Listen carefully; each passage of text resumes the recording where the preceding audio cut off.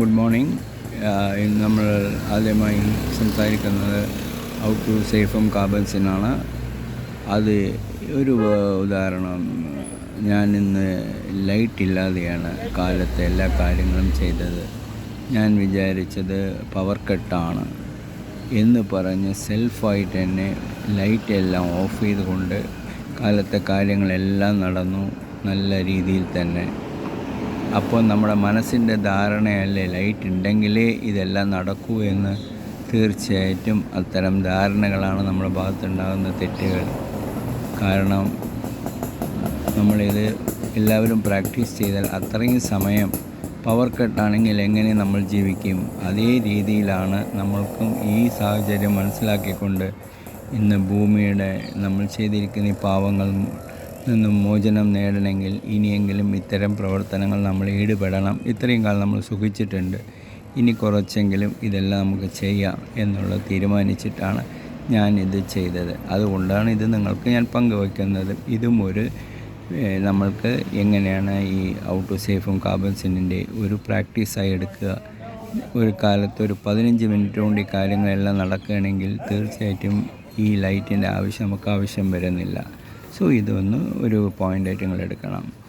അടുത്ത ഞങ്ങൾക്ക് സംസാരിക്കാൻ പോകുന്നത് നമ്മൾ അടുത്തത് ഭൂമിയെ തൊട്ടുള്ള ബിസിനസ് റിയൽ എസ്റ്റേറ്റിലെ കമേഴ്ഷ്യൽ റിയൽ എസ്റ്റേറ്റിന് കൂടുതൽ ഓപ്പർച്യൂണിറ്റീസ് ഉണ്ട്. വളരെ ഗ്രോത്ത് കാണിക്കുന്ന ഒരു ഇൻഡസ്ട്രിയാണ് കമേഴ്ഷ്യൽ.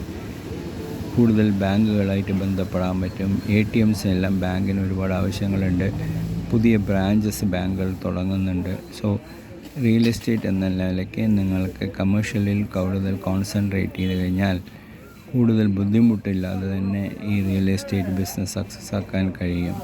കൂടുതൽ ബാങ്കുമായി ബന്ധപ്പെടുക, അല്ലെങ്കിൽ റീറ്റെയിൽ ചെയിൻസ് നിറയെ ഓപ്പൺ ആകുന്നുണ്ട്. ഏത് സ്ഥലത്താണെങ്കിലും റീറ്റെയിലിൻ്റെ ആവശ്യമുള്ളതുകൊണ്ട് ആ സ്പേസ് അധികമില്ലെങ്കിലും കുറച്ചെങ്കിലും ഈ ഭൂമിയിൽ നിന്ന് നമുക്ക് എന്തെങ്കിലും നേടണമെന്ന മനസ്സോടെ കൂടെ വേണം റിയൽ എസ്റ്റേറ്റിൽ വർക്ക് ചെയ്യുമ്പോൾ. വളരെ സത്യസന്ധമായിട്ട് വേണം നമ്മൾ കാര്യങ്ങൾ ചെയ്യാൻ. കാരണം നമ്മൾ ചെയ്യുന്നത് ഭൂമി ഇടപാടാണ്. സോ ഇതിൽ വന്നിട്ട് നമ്മൾ സത്യസന്ധം വളരെ പുലർത്തണം. ഇനി ഞാൻ സംസാരിക്കാൻ പോകുന്ന അഫിലിയേറ്റ് മാർക്കറ്റിംഗ് പറഞ്ഞാൽ ആർക്കും ചെയ്യാം. ഇന്ത്യയിൽ ഇരുന്നുകൊണ്ട് ഡോളർ എങ്ങനെ ഉണ്ടാക്കുക എന്നുള്ളതാണ് അഫിലിയേറ്റ് മാർക്കറ്റിംഗ്. നിരവധി അഫിലിയേറ്റ് മാർക്കറ്റിംഗ് ഉണ്ട്. അത് ഓരോന്ന് നമ്മൾ സംസാരിക്കും. ഹിപ്നോസിസ് ഡൗൺലോഡ്സിനെ കുറിച്ച് ഇന്ന് ഞാൻ സംസാരിക്കാൻ പോകുന്നത്. ഹിപ്നോസിസ് ഡൗൺലോഡ്സ് എന്നുള്ളത് അമേരിക്കൻ കമ്പനിയാണ്.